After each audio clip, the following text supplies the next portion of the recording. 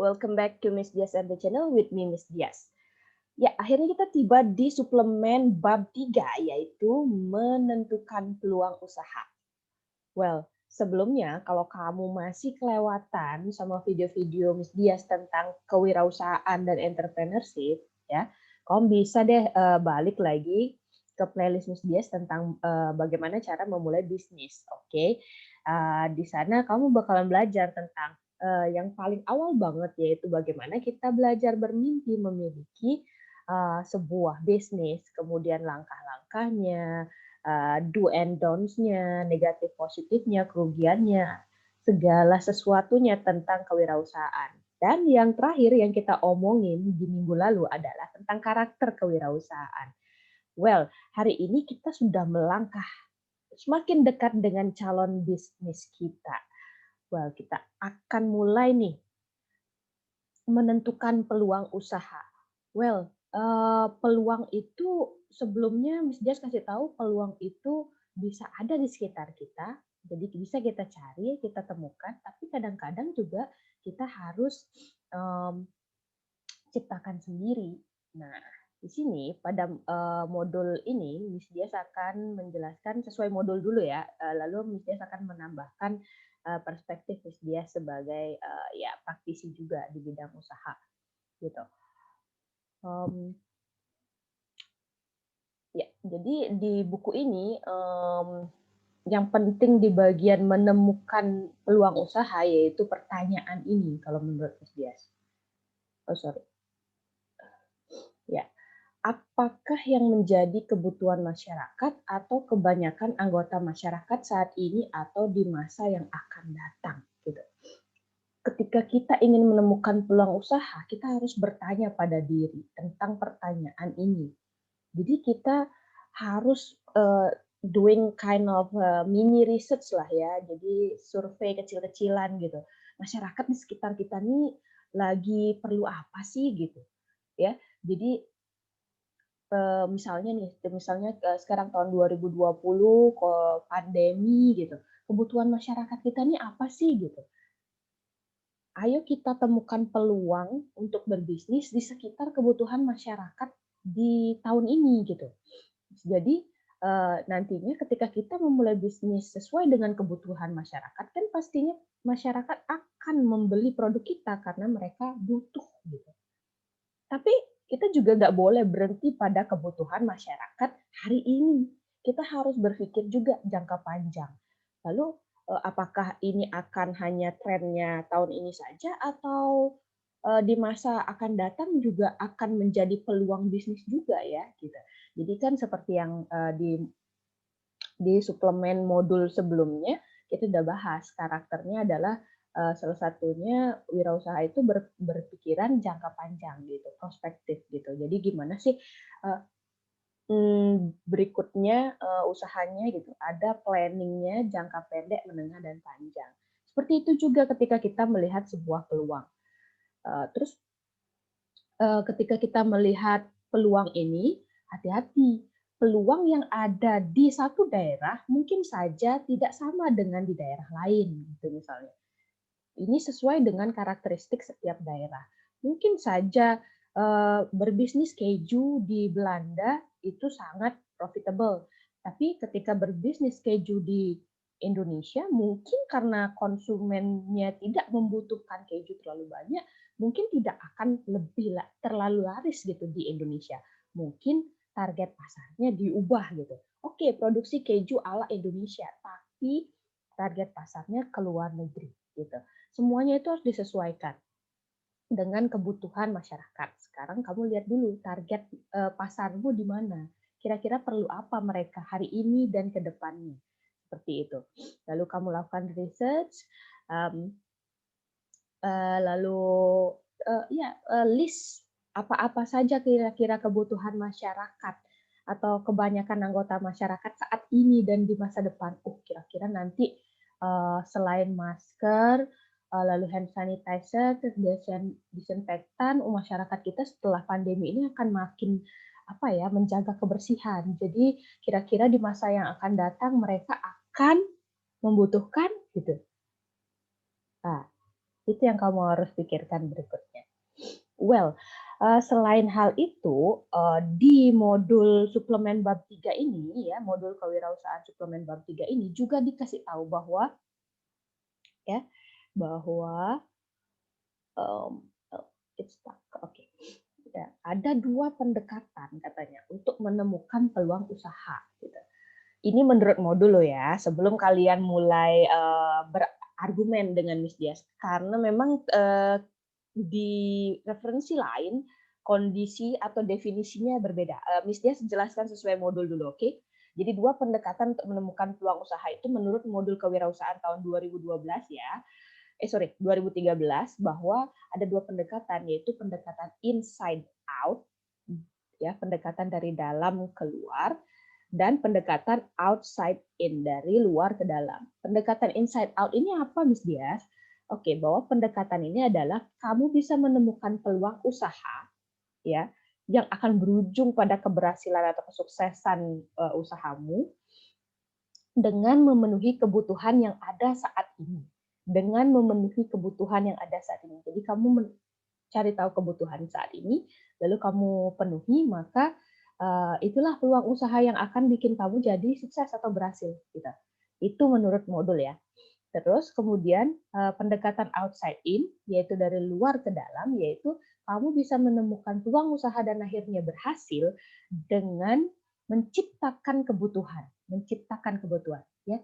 Jadi kalau yang inside out itu melihat kebutuhan di luar lalu memenuhinya, kalau outside in ini menurut modul adalah dengan kamu ciptakan kebutuhannya gitu. Kamu yang menciptakan kebutuhannya, bukan kebutuhan ada lalu kamu penuhi gitu. Kamu yang membuatnya sesuai dengan idemu, seperti itu. Ciptakan kebutuhan-kebutuhan itu.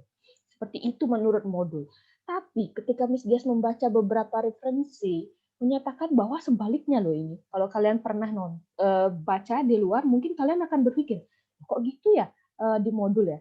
Miss Dias hanya menjelaskan modul ya. Kalau di luar, kalau penjelasan tentang pendekatan inside out ini kan in, dari in ke out, kan gitu. Jadi apa yang ada di dalam dibawa keluar gitu kan. Jadi apa yang ada di dalam itu maksudnya kamu bisa menemukan peluang usaha dari idemu sendiri. Dimulai dari idemu sendiri gitu.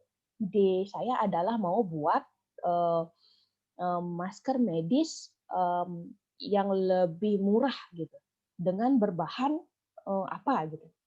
Dimulai dari idemu. Padahal masyarakat di luar belum butuh gitu. Ya. Dimulai dari idemu. Itu pendekatan inside out kalau menurut referensi lain. Kalau pendekatan outside in, dari luar kita temukan peluang usahanya, lalu kita eksekusi di diri kita gitu. Berarti itu artinya bahwa kita memulai sebuah usaha dari kondisi kebutuhan di luar sana. Lalu kita eksekusi, jadilah dia peluang usaha kita gitu.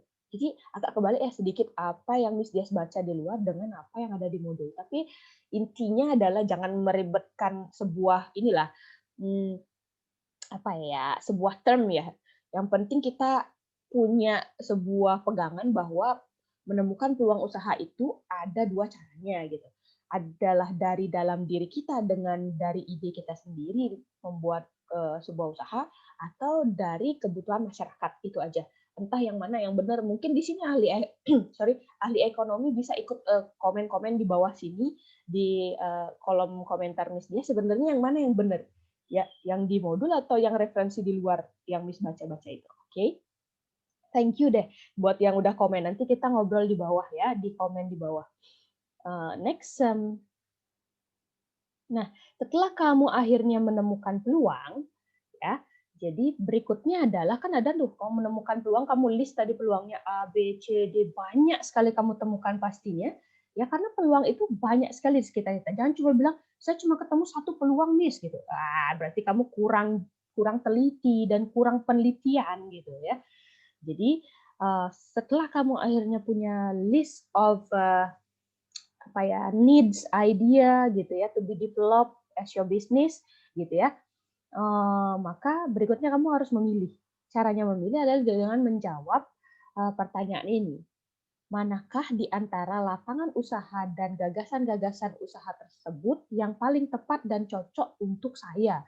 Jadi bahasanya sekarang adalah biar kamu nyaman menjalani bisnis, kamu harus mencari yang cocok gitu. Tapi kalau kamu mau eksekusi aja walaupun nggak nyaman sih nggak apa-apa. Tapi itu akan berujung pada ya itu akan lebih berat gitu loh. Atau itu potensially akan apa ya, crash gitu di tengah jalan dan lain sebagainya. Atau kalau kamu bagus adaptasinya, maka kamu bisa lakukan awalnya nggak cocok bisnis itu, atau gagasan itu untuk kamu. Tapi dengan penyesuaian ya, kamu menyesuaikan diri, potensimu dan lain sebagainya dengan bisnis itu, maka akhirnya kamu cocok dengan bisnis itu. Nah, sekarang kan kondisimu seperti apa, kamu yang tahu karaktermu seperti apa, karakter yang kamu miliki seperti apa, kamu yang tahu. Jadi silakan ini dijawab untuk memilih akhirnya dari sekian puluh atau sekian ratus gagasan, yang mana yang pertama yang akan kamu eksekusi menjadi ide bisnismu itu. Oke? Dan jangan lupa, semua kecocokan ini harus melihat potensi diri. Ya, potensi diri itu seperti ini. Pilih lapangan usaha dan kembangkan gagasan usaha yang sesuai dengan potensi diri yang kita miliki. Jadi potensi diri itu ada dua faktornya, internal dan eksternal menurut modul ini ya. Jadi kalau mau ngelihat potensi diri itu dari dalam itu bisa berupa penguasaan sumber daya, misalnya mau bikin bisnis kos-kosan gitu misalnya. Kamu lihat dulu faktor internalmu, kamu punya nggak lahan untuk membuat kos-kosan, punya nggak bangunan, peralatan finansial gitu. Punya nggak? Udah tiba-tiba berpikir mau bikin bisnis kos-kosan. Nah, kamu harus lihat potensinya dulu gitu. Penguasaan teknis, keterampilan, penguasaan manajemen, dan jejaring sosial yang dimiliki. Itu kamu harus ada pertimbangan dulu di situ. Terus juga dari eksternalnya, bagaimana peraturan pemerintah gitu, tingkat permintaan dan penawaran, persaingan, resiko dan prospek ekonomi baik yang lokal, regional, nasional maupun yang global. Nah, dari dua faktor ini, kamu bisa melihat potensi dirimu yang bisa mensupport gagasan atau calon peluang bisnis yang akan kamu eksekusi. Pertimbangkan dari semua ini. Kalau mostly 50% ke atas terpenuhi, baru kamu bisa pertimbangkan bisnis ini jadi peluang ini bisa jadi calon bisnis yang akan kamu eksekusi lebih awal, menjadi prioritas lain intinya, seperti itu. Oke, well, dan kalau tadi menemukan peluang bisnis dengan teknik inside out, lalu melis gagasan-gagasan itu, lalu memilih sesuai dengan potensi diri. Nah, menurut Miss Dias, kita juga bisa melihat atau menemukan peluang dengan berkaca pada komponen dan struktur kualitas kehidupan manusia menurut Suryana 2007 ini. Jadi, kita beranjak menemukan peluang dari kebutuhan manusia secara umum gitu. Jadi kebutuhan manusia itu ada 5 nih. Jadi yang intinya ya, ada yang kebutuhan secara fisik, mental rasional, psikososial, psikopersonal, dan spiritual. Nah, dari situ kita lihat aktivitas fisik itu ada apa aja. Oh, makan, minum, bermain, olahraga, tidur. Nah, dari aktivitas ini apa yang dibutuhkan oleh masyarakat kita? Oh, masyarakat berarti butuh makanan, minuman, pakaian, obat-obatan. Wah, di sini udah kelihatan nih peluang. Terus lebih spesifik lagi, berarti mereka perlu mungkin peralatan makan, olahraga, rumah, gedung. Oh, ini udah kelihatan nih peluang yang mana yang bisa kita ambil di sini. Nah, dengan tujuan nantinya ketika kamu pilih salah satu ide dari ini misalnya, kamu harus mencapai tujuan dari usahamu yaitu dengan terciptanya produk A, maka konsumen kita bisa sehat, segar, kuat, aman. Kalau itu berhubungan dengan fisik ya, seperti ini. Nah, seperti itu. Jadi tujuan hasil dari bisnismu nanti harus memuaskan masyarakat di bidang ini, jasmani yang seperti jasmani yang sehat, kuat, segar, ya seperti itu. Kalau misalnya nih, kamu bergeser nih, kalau saya mau di kebutuhan manusia di mental rasional nih, seperti belajar membaca dan lain sebagainya gitu. Berarti saya perlu ini, berarti Indonesia. Oke. Berarti kira-kira saya bisa membuat produk di sekitar buku, media, alat tulis. Ya, oke bisa. Seperti apa tapinya? Ini kan baru sarana yang umum aja. Tapi spesifiknya yang seperti apa yang dibutuhkan masyarakat sekarang? Itu yang perlu kamu temukan gitu. Kalau menurut kalau Miss Dias lebih cenderung pada menggabungkan dua pendekatan menemukan peluang usaha tadi antara inside out dengan outside in gitu. Tergantung yang mana duluan Miss Dias punya gitu. Kalau misalnya Miss Dias pertama tahu kebutuhannya dulu masyarakat itu, ya udah Miss Dias ini dulu. Oh, kebutuhannya adalah masyarakat kita sekarang ini perlu misalnya apa ya, ruang di psikopersonal deh ya. Mereka kan perlu misalnya introspeksi diri gitu, refleksi gitu. Mereka perlu ruang yang sunyi gitu. Ruang yang sunyi, waduh, lihat potensi diri dulu. Punya lahan nggak untuk menciptakan ruang yang sunyi itu gitu? Oh, nggak punya. Terus ya udah di switch potensinya, tapi saya punya media sosial yang sunyi. Maksudnya sunyi tidak melibatkan banyak orang kan kalau media sosial itu. Oke, well dari situ saya menggabungkan kebutuhan masyarakat itu dengan ide saya. Gitu. Oh, ideku menciptakan ruang sunyi di media sosial, lalu menciptakan tempat untuk mereka bisa ngobrol dengan orang yang tidak dikenal, maka terjadilah rumah dengar, di mana rumah dengar adalah sebuah tempat curhat online gratis yang bisa membuat konsumen ya eh, mencapai gitu. Apa yang mereka bisa capai dengan melakukan konsultasi di rumah dengar? Menjadi manusia berkepribadian, utuh, gitu misalnya, menyelesaikan masalahnya atau menemukan solusi atas masalahnya, mungkin seperti itu. Jadi jadi kombinasi antara kebutuhan dengan ide dari diri kalian sendiri gitu. Kayaknya kalau apa ya, kebutuhan dan ide itu nggak bisa lepas gitu loh. Mereka jadi kayak harus saling berdampingan gitu. Nggak bisa kamu kayak memulai usaha tanpa ide pure dari dirimu sendiri atau copy paste dari ide orang lain. Oh, orang lagi banyak jual apa ya sekarang? Oh, jual cilok. Aku juga ikut jual cilok gitu. Ikut-ikutan gitu. Usaha yang ikut-ikutan ini berbahaya gitu bahasanya Miss Dias, karena bisa aja kayak runtuh di tengah jalan karena cuma ikut-ikutan, kamu nggak spesialis di sana, kamu nggak terlalu tahu sistemnya seperti apa, kamu nggak punya pembeda khusus terhadap apa yang kamu ikut-ikutin itu, sama aja persis gitu. Kamu perang harga, ketika perang harga kan jadinya makin tipis keuntungannya, dan ya udah motivasi untuk berbisnisnya kurang karena untungnya terlalu tipis dan penjualannya rendah karena saingannya terlalu banyak. Nah, many things gitu loh. Kalau usaha itu ikut-ikutan, better itu usaha itu yang kreatif dan inovatif. Jadi kreatif itu membuat sesuatu yang baru, yang pure baru, atau inovatif. Udah ada sesuatu yang diciptakan baru ini, kita inovasikan, buat pembedanya. Ya, kalau bahasa orang bisnis itu ATM, amati, tiru, modifikasi, gitu. Ya, jadi sekarang tugas kalian yaitu menemukan peluang usaha dari komponen dan struktur kualitas kehidupan manusia ini, ya. Temukan 10, oke. Temukan 10 kira-kira apa ya peluang yang bisa dijadikan peluang usaha dari kebutuhan ini, dan kemudian nanti pelan-pelan deh dari 10 itu kalian kerucutkan jadi 5, lalu jadi 3, dan akhirnya jadi 1. Semuanya kalian pertimbangkan berdasarkan potensi diri kalian. Oke? Itu mungkin untuk suplemen bab 3 untuk menemukan peluang usaha. Semoga kalian yang menonton ini segera menemukan peluang usahanya. Dan kalau kalian merasa stuck dengan uh, penemuan peluang usaha ini, kalian bisa ngobrol-ngobrol deh sama Miss Dias di ini di kolom di bawah, atau kalian mau private gitu ngobrol bisa di sosial media Miss Dias. Jadi don't worry, just chat me on my Instagram, bisa ngobrol-ngobrol, tapi ya pelan-pelan ya, karena kan Miss Dias ngajar. Jadi slow respon lah dikit, oke? Okay?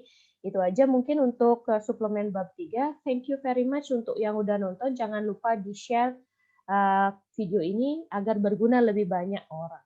Oke, thank you, bye-bye.